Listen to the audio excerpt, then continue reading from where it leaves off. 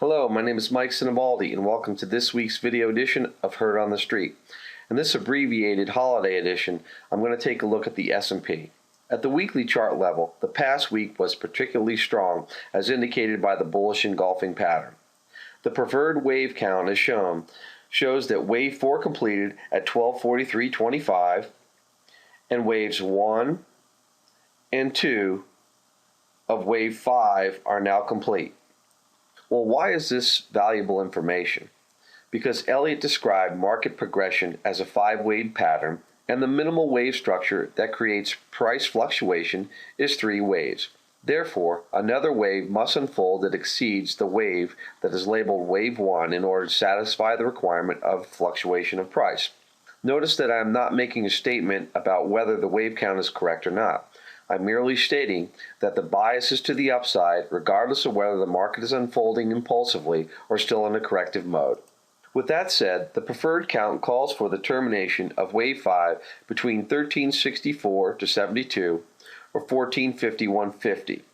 The lower levels also agree with the 1.272 to 1.382 reverse Fibonacci extension of wave 4.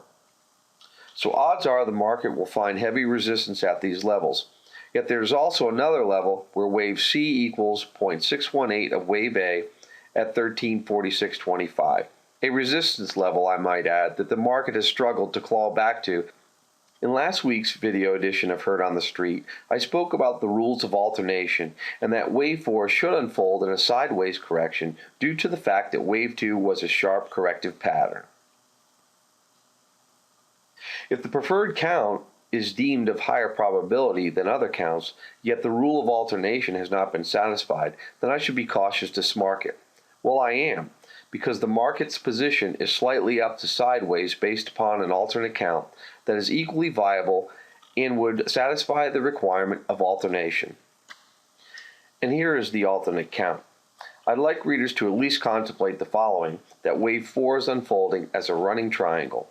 Technically, the momentum trend can move higher as seen by the D-trend oscillator and upper trendline resistance. I expect a test of the trend line by week's end and for momentum to slow combined with declining prices if this count is correct.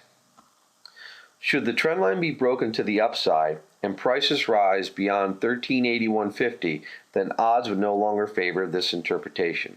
So for next week, we may see lower prices early on based upon the intraday wave counts, but then look for the market to test the level cited in this video.